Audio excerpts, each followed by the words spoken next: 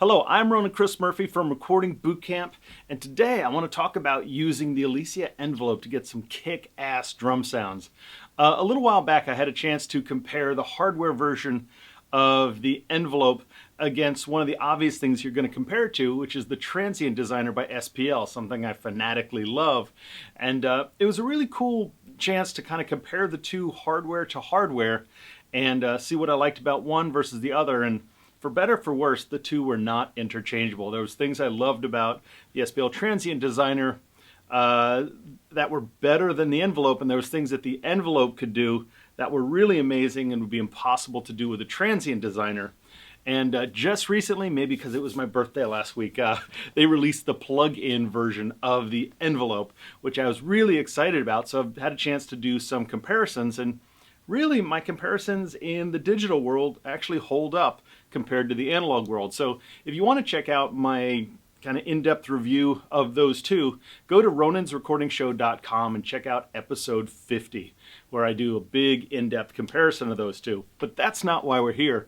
The reason we're here today is I want to show you a trick that I do with the Envelope to get some pretty epic giant kick drum sounds. So here, let's check this out.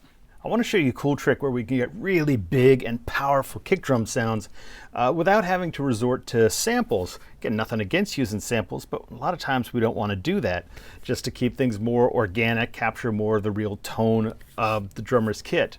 And let me show you this thing that I've been working on. This is a band called Gale Forces from Los Angeles, and where I'm right in the middle of doing their second EP. I did the first one a year or so ago.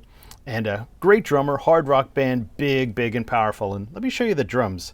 What I'm going to play you now is just actually 4 mics. It's going to be overheads, kick, and snare. We use no processing at all on the way in, and there's no processing on this at all, except for I've got a little limiter at the bottom just to push the levels up for this video. But let's see what we got going on.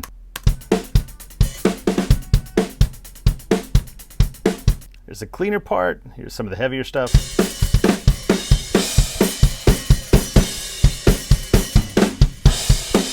So I'm pretty happy with that. And we also do have tom mics and hi-hat mic and a room mic, but the main heart of this sound is going to be coming from just these 4 mics. But I want to show you a cool thing. Check out our kick drum. Pretty good start. This is a Shure Beta 52 into an A-Designs Pacifica mic pre. Probably my favorite combo for kick drum, and a single mic, which is also my favorite approach to kick drum. But I want to get that a little bit tighter. And we can definitely do that. There's a lot of ways we could do it. There's gating. We could use transient designers, which are really cool, and different approaches to EQ. But I've started using the Elysia Envelope to do something that I'm really digging. And let me show that to you. So let's pull up the Envelope. And what the Envelope is doing is it allows you to sort of manipulate the envelope, the dynamics of the transients. So in its full range mode up here, you can just overall boost up the attack or reduce the attack, and boost the sustain or reduce the sustain. And any of you who've played with one of my favorite plugins, the Transient Designer, kind of know this, but doing that, they both sound different. They're not really interchangeable. They've both kind of have their own algorithms, their own vibe, and do different things better. But where the Envelope gets really cool is this, going into dual mode, and that way the attack and the sustain we can apply to different ends of the audio spectrum. So our attack is going to be more in the high end, which is good because that's where a lot of articulation comes from. And sustain is going to be in the low end, where something especially like drums is where we get a whole lot of low frequency sustain. And one of the things about kick drums, it's fun for them to be big and long, but once you put them in with a big bass, for instance, this one that we've got, longer drums actually don't sound as punchy. So we like to tighten them up, but the nice thing about the Envelope, it's going to allow me to tighten up the drums in a way that doesn't take away too much of the life and character of the drums. So check this out. What I'm going to do now is play with the sustain here, and I'm going to reduce the sustain. We'll scale it back like 6 dB or so. And what it's going to do is just apply that to the stuff below about 250 Hertz. So let's check that out.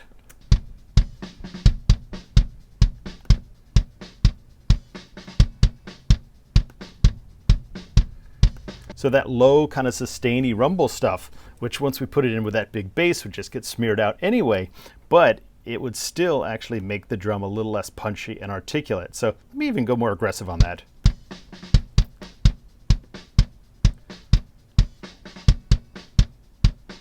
Yeah, there's like 350 Hertz and down like 11 dB.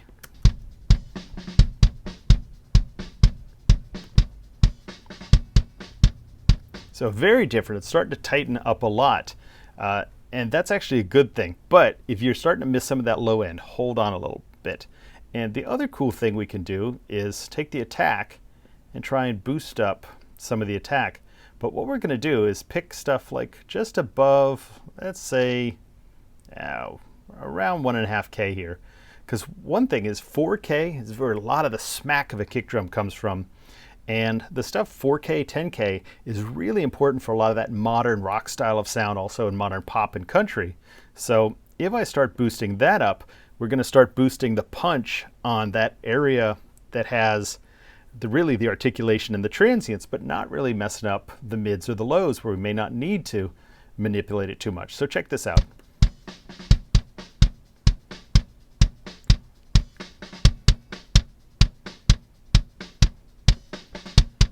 Yeah, here it's starting to get really aggressive, a little bit clicky. You hear that on a lot of records Andy Wallace mixes, like listen to Nirvana's Nevermind, and you'll start to hear kick drums a little closer to this. So let's hear this in and out.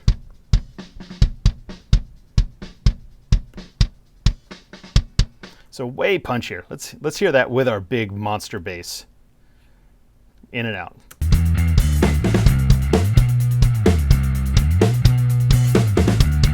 See how like snappy and punchy, and most importantly, how well that cut through against that bass. But it's actually starting to sound maybe a little bit thin. We missed that big, low, powerful end. Well, the cool thing about manipulating things with these sort of different envelope shapers is we haven't gotten rid of the low end, we've just made it shorter. So what I can do is now go in and maybe boost up some low end in a controlled way. But before I do that, let me go in and just compress this kick drum just a little bit, just to keep it in check. Yeah, we'll keep it in the family. So I'm going to go not too fast on my attacks, real fast on the release.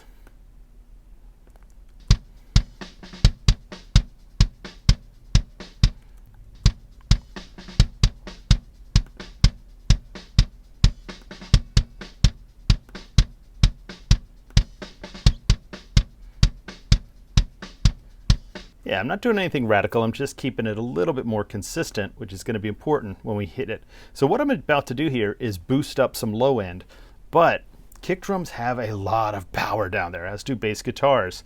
So before I do that, I actually want to go in and get rid of stuff that could get us into trouble, because I'm actually not going to use a bell. I'm going to use a shelving type filter to do the boosting. So what I'm going to do here is at the beginning, and this is real common for me to do, is I'm going to go in and just pull off some real extreme lows, like there, down like 30 Hertz or so. This won't even play back on most systems. I've got huge speakers, it'll play back on mine, but not on most systems. And with a shelving EQ, it's boosting everything below the cutoff frequency and even a bit above, so you can send radical amounts of like low sub stuff into your compressors and your playback, and that is almost never a good thing. And so this EQ3, it's the free one that comes with Pro Tools. It's actually pretty darn good at cutting. I hate it for boosting.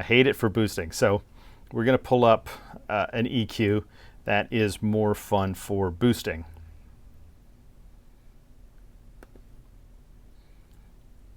So yeah, this is from SPL, actually the people who, oddly enough, make the Transient Designer, but a fun one I've been playing around with lately. And so, again, this is a funky design here, and passive EQs are funky in general if you haven't used them before. But we cut over here and we boost over here. I so wish that they would just make this output knob tiny and make these knobs bigger, but that's not my choice. So anyway, what I'm gonna do here is this is a low shelf, and we're gonna do it at 80 Hertz, and we're gonna just crank that up and then see what it does to our the low end of our kick drum.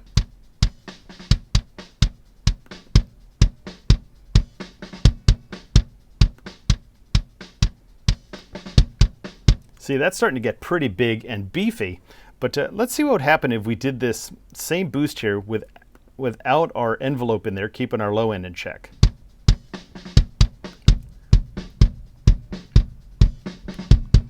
Here that's just a muddy mush and would get totally lost in our big kick-ass bass sound. Let's just listen to these two together.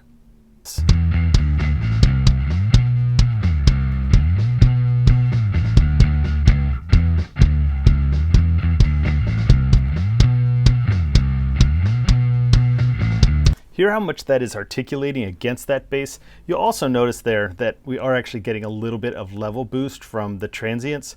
So if we really wanted to set this up scientifically, we could just really level match them, but you still get a sense of the vibe. So let's real quick, just this thing with and without all of our processing, with the bass, because that's what's most important here.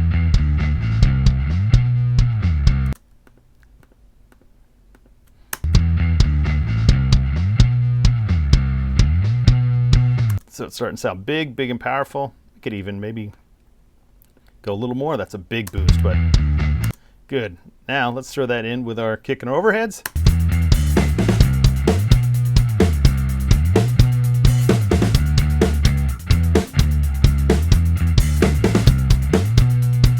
So there you have it. This is a way, again, that we can get some of these really articulate, punchy kick drums that are real common in modern styles of rock and pop. In situations where we don't want to resort to using triggers or samples in that. So there's a lot of ways we can use these really cool kind of dynamic tools and envelope shapers, but this is one I've been really digging because it solves a very specific problem for me and lets me really dial in how much I want to manipulate something and exactly where. And I think we've gone overboard on the attack of this, so let's scale that back.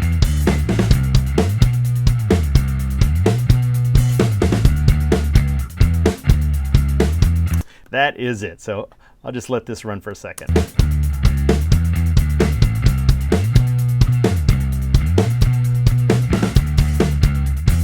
Thank you to Gale Forces for letting us check out their tracks here for this. And yeah, I would advise checking this out. It's a cool thing, and I'm pretty sure that you can do a 14-day free trial on this and fully functional and see if this is for you or not. But it's definitely for me. It's actually going to become a pretty major part of my drum processing.